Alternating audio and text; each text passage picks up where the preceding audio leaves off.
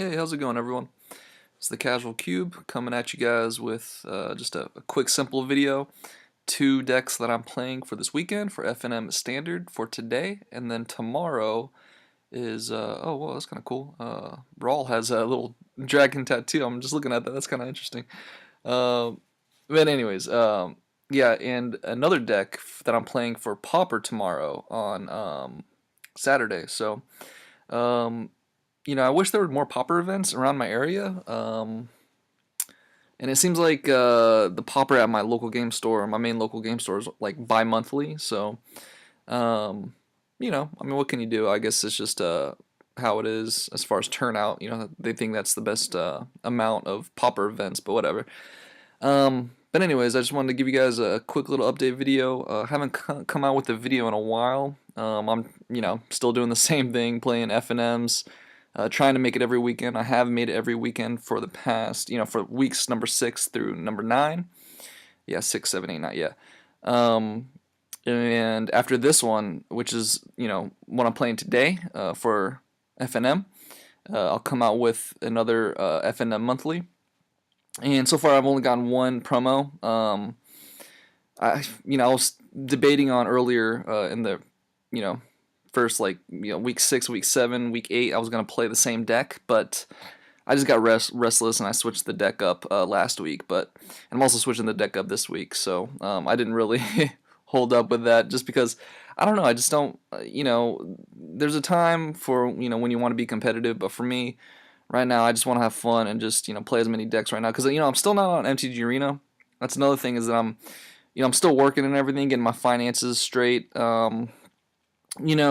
I think I'm just gonna pay off all my just be debt free, and then get my gaming PC as opposed to buying my gaming PC and then managing more debt. So I think that's the best option. Even though I knew I said I wasn't gonna buy more cards, but I think I'm gonna buy more actual paper cards. I'm gonna make I think maybe a Spawn of Mayhem mono black burn deck. Using SBMTG's mono black Spawn of Mayhem deck. I think that was pretty sweet. Also, I think Bad Boy Gaming, he did a video on it. A lot of people did videos on Spawn of Mayhem, and I'm thinking, the price is going down to a point where, I think they're like $4 or $5 each right now. They might drop a little bit lower just because Mono Black isn't really a top tier deck. So, and it's also in the Rakdos Guild kit. So, I think I'm just gonna get a playset of that, make like a burn deck with Chainer's Torment. I love that card. That was actually, SBMTG's original Mono Black burn, the $5 or $10 burn. I think it was like $5 actually, but it ended up being like $10. Was my first time actually getting a Standard Showdown pack in the 2 metas ago, like in the Hour Devastation, Alma Kit, and that kind of meta. But yeah, that was awesome, and I got a foil swamp, so that's like my only Standard Showdown pack that I got. Oh, that's when I got my Carnage Tyrant too, and I sold that off, so that was like a $20 bill, which is pretty sweet. But anyways, I digress. What was I talking about? Oh yeah, so yeah, I got to get my gaming PC in order. So yeah, Mono Black I'm gonna buy into with the Spawn of Mayhem's Mono Black Burn because I've been playing Mono Black Control, and I kind of just want to mix it up. And then Mono Green, I want to make a Mono Green Stompy with gosh, what was the Pelt Collector? Pelt Collector, yeah. And with that Mono Green, I've actually been toying around with modern Mono Green. I'm not gonna buy into modern just yet, but I just kind of made some jank deck lists, just kind of over time as I see other people play Mono Green Stompy. I'll improve it from there, but it might be like a Mono Green Splash White. I don't know. I'll have to see, but I'm not getting into modern just yet, just because it's a big buy-in for modern. So yeah, I'm not gonna do that yet. So the Mono Black Spawn of Mayhem, Mono Green. So that's I think looking at the estimates, it was about $40 for both of those upgrades that I was looking at, and then I have to get Seb McKinnon's Kickstarter for 2 playmats because I missed the first one, which is a shame because I wanted the Kumbaj Witches and as well as the what was it, it was like a time thing with the night frozen in time and the hourglass. It was so sweet.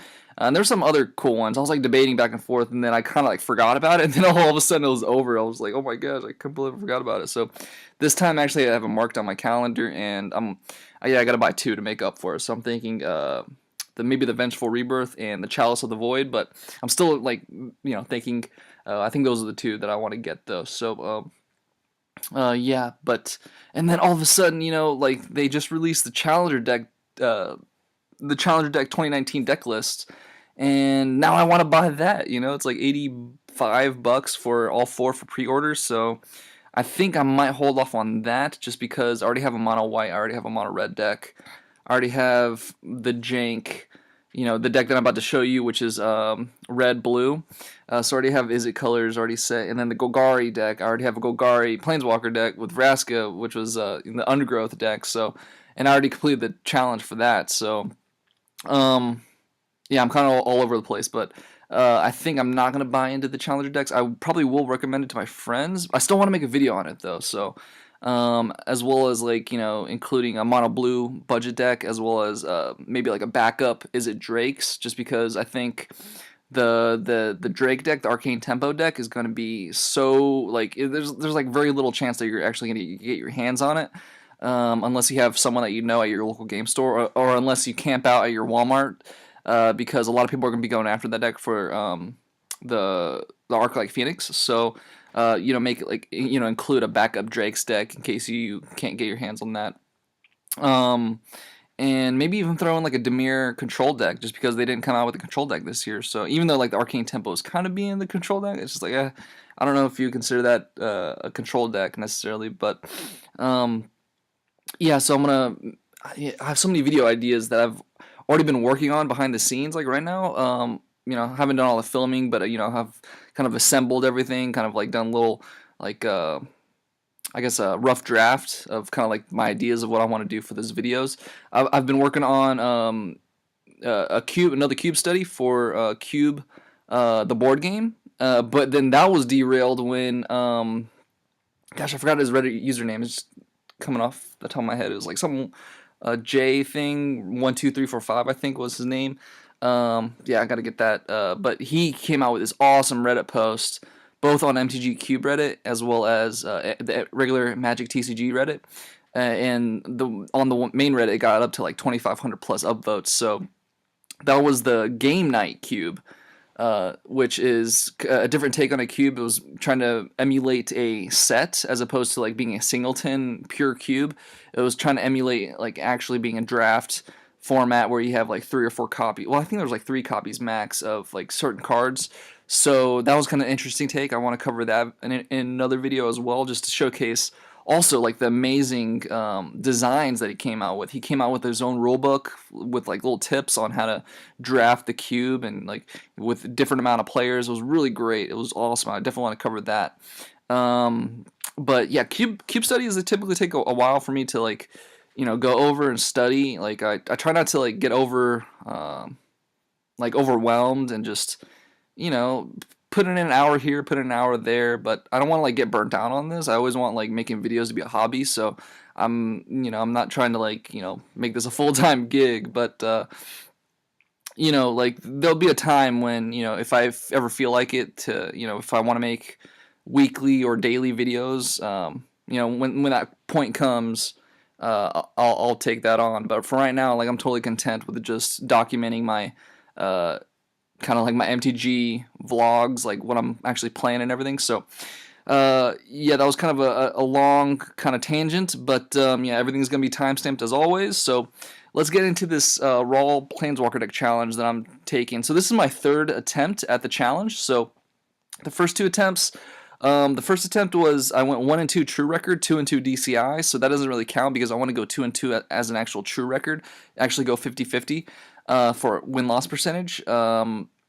Because yeah, I think it's a cool mark to say for a deck that on the kitchen table that it went actually did all right. It went 2 and 2 and went 50-50 at an FNM level. So I think that's a pretty cool bragging right for a kitchen table deck. So but the first time it was a wizard deck, and yeah, I did get the buy, so it kind of invalidates the actual 2 and 2 DCI. So it was 1 and 2 true.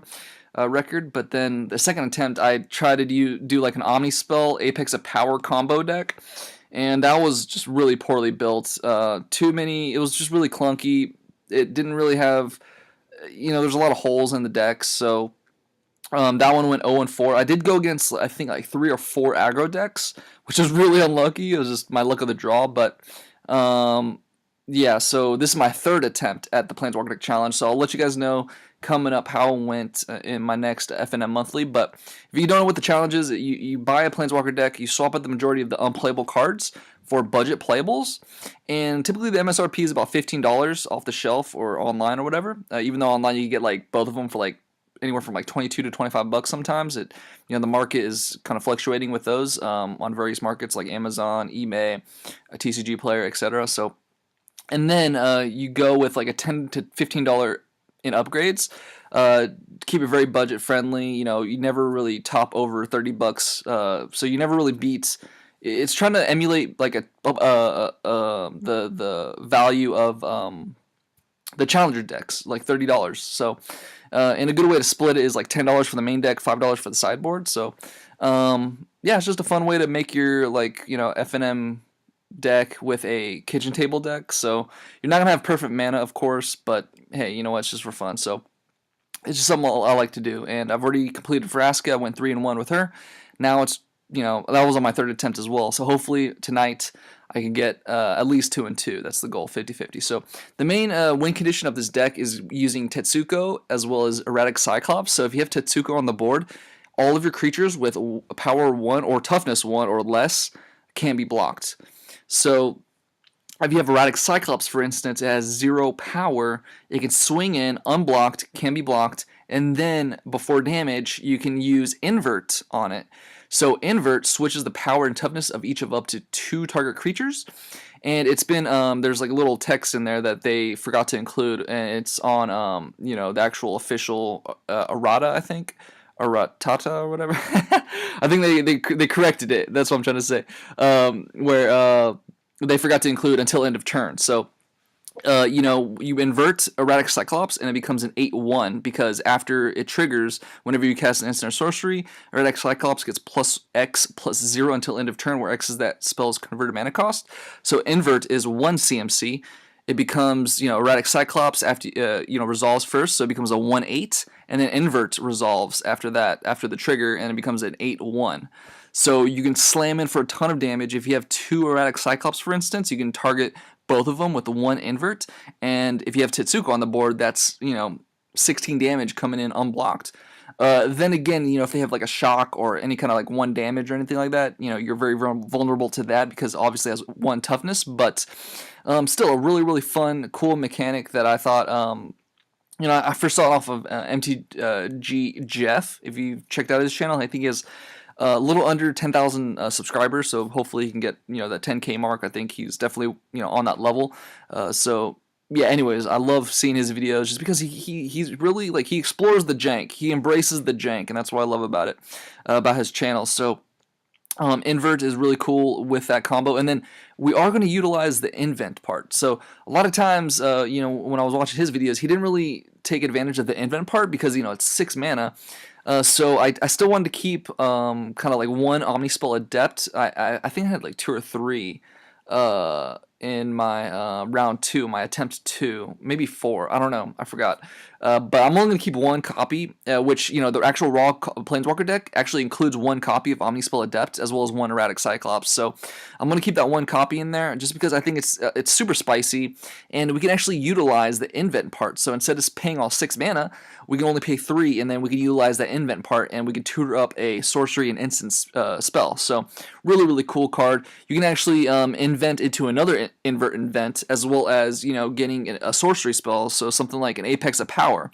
It's a secondary win condition. It's not the main win condition. We're trying to get in with, Tetsuko, Erratic Cyclops, and as you'll see here, Murmuring Mystic and Sailor Mean. So that's mainly our main win conditions, but until then, just in case, we have a backup game plan, chances are you're not really gonna, pull off this crazy combo. I never really did. I think I was like, maybe I pulled it off 1 time, But even then, like I think I struck out. No, I don't even think I pulled it off because my Oni Spell Adepts I think were always getting killed. Ah man, that was a while. That was the Guilds and Ravnica meta. So anyways, uh, so here's the actual deck list. We're gonna play all 4 copies of the Invert Invent. Just because that's our main combo piece or win condition is trying to get in the unblockable switch damage where we our erratic Cyclops becomes an 8/1 or our Murmuring Mystic becomes a 5/1. Sheevan Fire, I think instead of shock, we don't really need that burst damage. We're really just focusing on targeting creatures, and then the fact that Sheevan Fire can scale up later in the game to take out 4 toughness creatures, I think is really relevant. So we're going to include 2 Sheevan Fires just for that interaction. Of course, we're going to have the 4 Lightning Strikes. Again, we could zap out like Benelish Marshals or whatever is giving us trouble in the early game.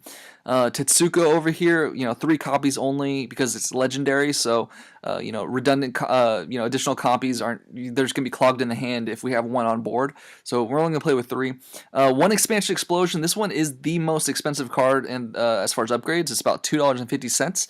But I think it's such a necessary card because we can tutor it up with Invent in case later in the game we want to have another win condition. The expansion part is really relevant in the early game. We could duplicate a Lightning Strike or a Sheevan Fire to get a nice board sweep or whatever early in the game, maintain that board control. Or later in the game, of course, it just scales up with Explosion. Now, the reason why this card is really expensive, Expansion Explosion, is really expensive in paper is because Wilderness Reclamation is like Teamer Reclamation. You can untap your lands and get an insane explosion, really high skill explosion. So that's another win condition in those decks. So we're only going to include 1 copy just so we can have another thing that we can target with Invent.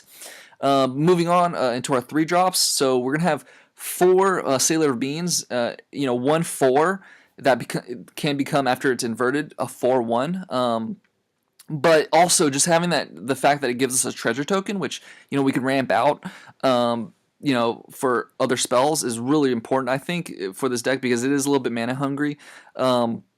We're only going to play with 1 Enigma Drake, and also Sailor Means can block a lot of things on the ground, but we're only going to play 1 Enigma Drake just because, I wanted this deck to not really be a Drake deck, that has its own identity. And I just only wanted to splash in that 1 Enigma Drake for the curve, has that 4 toughness, and, we're not really focused on pouring in a bunch of instant and sorceries into our graveyard like a traditional Drake deck, like with Terramanders, Crackling Drake, Enigma Drake, where we have a bunch of instants and sorceries in the graveyard. I just want to have 1 just in case, we do have a bunch of stuff in the graveyard, and then, later in the game, mid-game or whatever, it's like a 4/4 or a 5/4 or like a 6/4 flyer that they have to deal with. And, we could potentially steal a win with it, but, it's just a great blocker. They got to deal with it early in the game.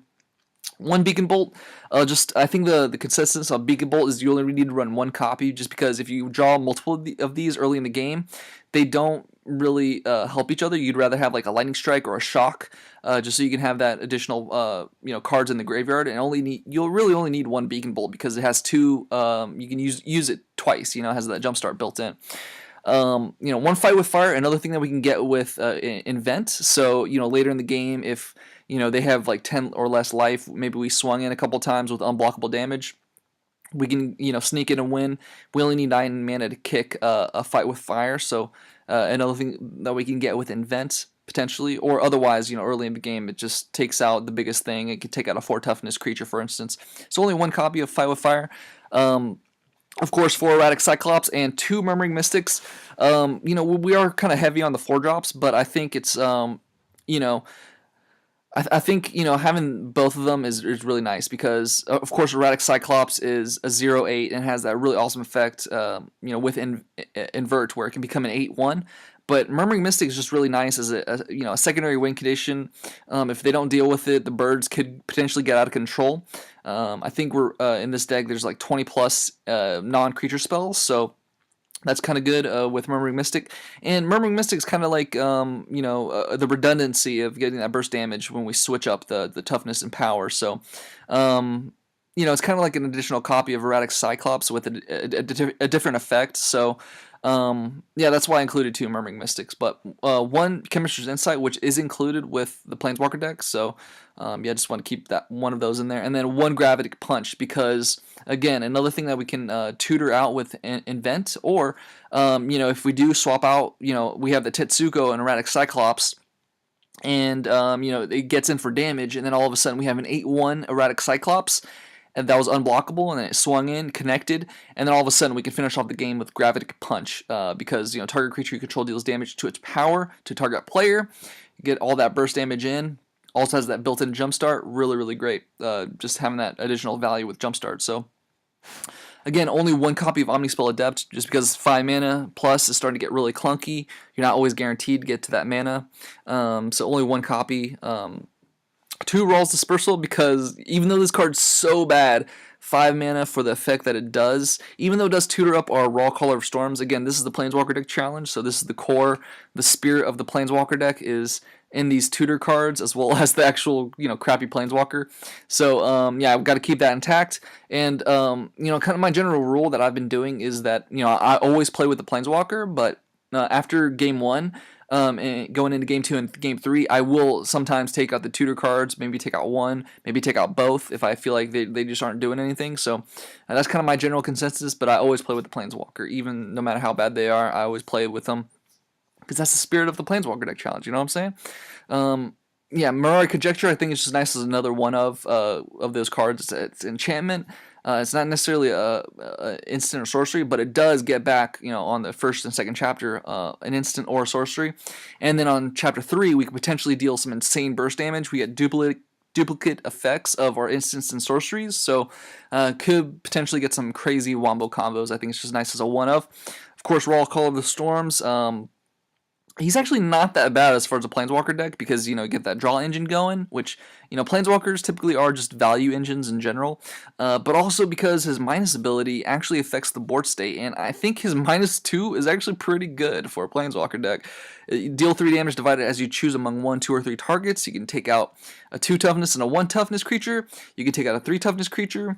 There's a lot of flexibility in that, and I really like it. And the -7 you're not really going to get into, but, if you do in a long game, hey, props to you, but mainly we're looking at the first 2 effects. But yeah, that's the Planeswalker deck challenge, so we got to keep them in there. Overflowing Insight, again, as a one of, as well as the Apex of Power. These are really heavy costed spells, but again, just having more targets for Invert and Vent. And obviously, I think before I was playing with, in round 2, my attempt at playing with this, attempt number 2, when I went 0-4, is I had 2 copies of Apex of Power, I think. It's just super slow and clunky. Yeah, definitely not what you want to do. I think it's just nice as a one of, because you're probably not going to get to 10 mana, and you really got to get to ramp it out with Omnispell Adept. So, but yeah, is it Guild Gates? There's 4 that was included in the Raw Caller of Storms Planeswalker deck. So, I had to buy the 4 Highland Lakes and the Memorial to Genius, but I think these are just, to fix our color, fix our mana. Of course, entering the battlefield tapped. Hey, what can you do? It's just a budget deck. We're just doing budget deck upgrades. So, again, this is for my kitchen table, just playing against friends. So, not trying to get perfect mana or anything. But, there are going to be some times where it's frustrating to play with this mana base at an FNM level. So, but yeah, I think 1 Memorial to Genius is just good, just because I don't want to go too crazy on the battle enter the battlefield tap lands, but just having a one of is good. And I think Arch of Veraska is a little bit I think it's $1 or so. I actually haven't checked that price, but anyways, yeah, just some additional card draw in case we get late into the game. And for our sideboard, gonna include 1 Firemind's Research. Now, oh yeah, that's another thing, is my round. My attempt 2 when I went 0-4 is that I had 4 Firemind's Research in the main deck. It's just a bad card. I mean, I kind of knew it, and I knew it was like a jank card, but I still wanted to build around it just for fun. But yeah, Firemind's Research, probably the biggest problem with it is, the more copies you play with of Firemind's Research, is that it kind of devalues itself. If you play all 4 copies, well, they're all enchantments, so you really need a certain threshold of instants and sorceries. So I'm really only going to sideboard in 1 copy against the control matchup, where I can potentially get away with having Firemind's Research. But against any other deck, aggro, mid range, they're gonna crush you because Firemind's Research is just too slow. So I think it's just fine as a 1/0 from the sideboard. Cavalcade of Calamity. Again, this is a card that I think is going to be good against those control decks where, we can deal a bunch of burst damage as well as, swapping our deck plan against the control deck by including 4 Goblin Gatherings over here to the bottom right. Where, along with Murmuring Mystic, we just really go wide and yeah, if we can attack in with a bunch of creatures along with Cavalcade of Calamity, we're just dealing a bunch of damage to target player, or to the player or Planeswalker that creature's attacking. So, we could potentially snipe out Planeswalkers that they may have, but mainly just for that additional burst damage because it's whenever a creature you control power 1 or less. 4 negates again against the control deck.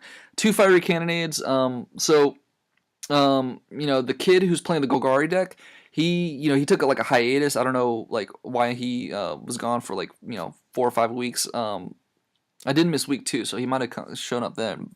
But he came out and last week. I got crushed by Azoni. I played him with my Boros control deck. Now that deck has its own problems. I went 0-3. I got the bye, but I went 0-3 essentially, true record. So I'm just gonna include those 2 for Azoni. But yeah, even the mono white decks, they're running Hunted Witness and Adano Vanguard. So Fiery Cannonade doesn't do too much against those decks. But I still think it's nice just to have 2 in the sideboard. 1 Chaos Wand again against control decks. Maybe they're playing Dimir Control, for instance, Thought Erasures, or maybe Vraska's Contempt or any kind of removal I can maybe potentially snipe out of their deck. So I thought it would be a spicy 1/of from the sideboard. And we also get to cast it, so that's kind of nice. Potentially trigger, I think Murmuring Mystic, you may cast that card without paying its mana cost. So, I think it's just spicy as a 1/of, and I think the art is super cool. It's I don't know, this glowing thunder rod of a wand, and it's in this case. I think it's just pretty sweet art. So, gonna include 1/of in the sideboard. 1 Siege Gang Commander to go along with the 4 Goblin Gatherings. So again, go wide and then kind of switch up our deck plan from the sideboard. Just go wide strategy. And we could potentially snipe by sacrificing our goblins to deal 2 damage to any target. Just a nice little effect, just as a 1/of from the sideboard. And then 1 Jaya Ballard again against the control deck if we're going long game. We could pitch stuff into the graveyard with the +1, or we can ramp up potentially into an Apex of Power. You never know. Just 1/of from the sideboard.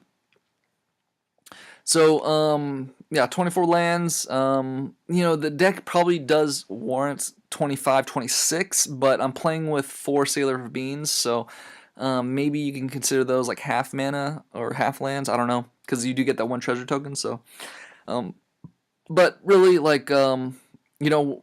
I don't know. I think 24 lands is fine. I might get punished for that just because we are playing with the Apex of Power and Overflowing Insight. But otherwise, 15 creatures, 21 non-creatures. This is what the mana curve looks like. It's not too heavy. I think attempt number 2 was really, really heavy on the mana curve with I think 2 Apex of Power and potentially I think I had 4 Omnispell Adepts. I gotta look back on that, but it was just way too clunky. It just wasn't good. Oh, and it had a bunch of no. The main problem of that deck was just the Firemind's Research. The Firemind's Research is just a bad card. So, but still, I think it was kind of fun to try to build around it. But looking at the original Planeswalker deck, here's our card retention. Only using 25 of the original 60 cards. And excluding lands, only 6 cards. So, not as good as Vraska.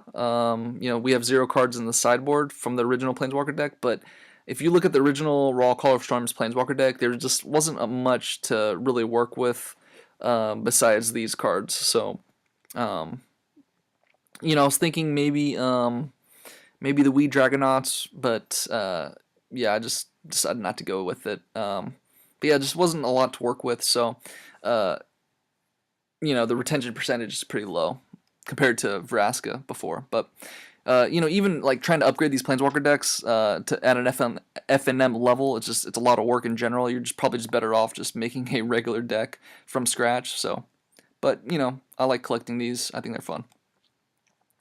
So the non-original cards, this is what all I ordered on TCG Player. Um, well, this was a long time ago. I kind of like ordered a bunch of these cards, like, in different segments, and I didn't order them all at once. But if you were to do it right now, according to TCG Player, this is what I came up with as of today. It came out to be like $13, including the shipping. So, we're hitting the challenge, being under the $30 threshold. But yeah, as you can see here, the expansion explosion coming at $2.50. Otherwise, all the other cards are under $1.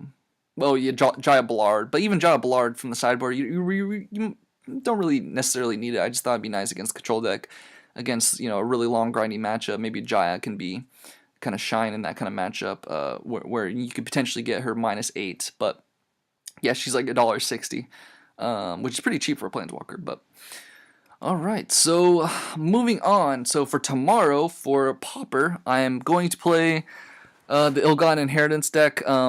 I just saw any new provinces red-black Illidan Inheritance control deck, which I think is super sweet.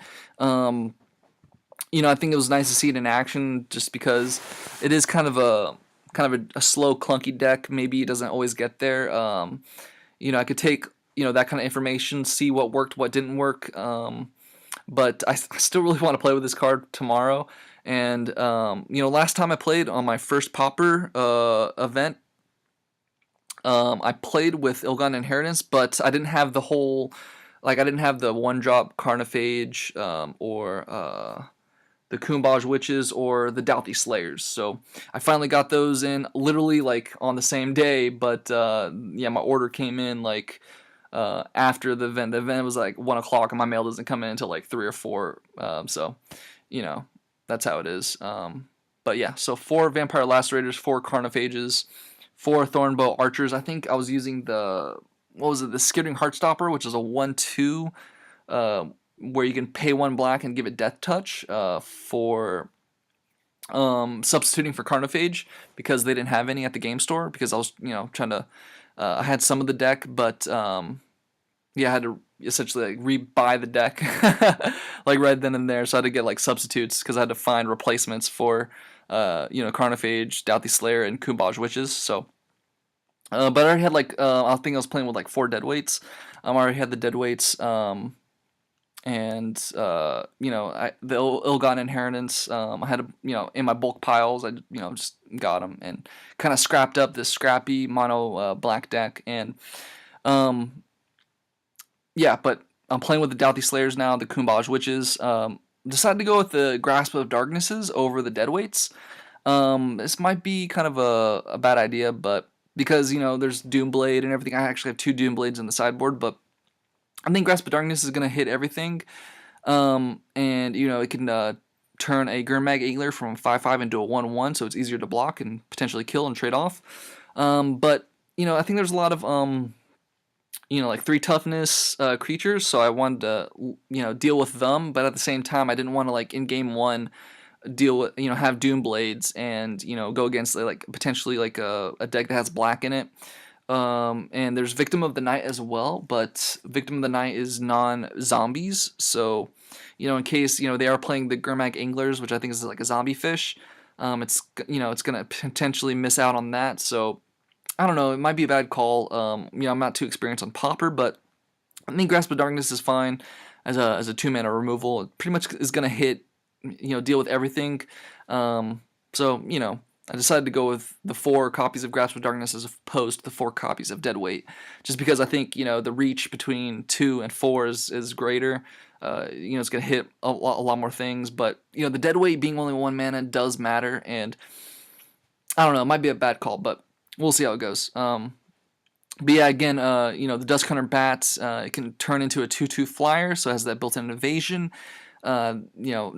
Some decks might not be able to deal with that, so I'm really just trying to get the early game pressure, as you can see, with the 1 and 2 drops, a ton of 1 and 2 drops, and then coming in, Blade Juggler is technically a 5-drop, but we're gonna spectacle it out for 3 mana with this deck a lot of the time, because we should be able to ping in and really cast it for 3 mana and then get our card back.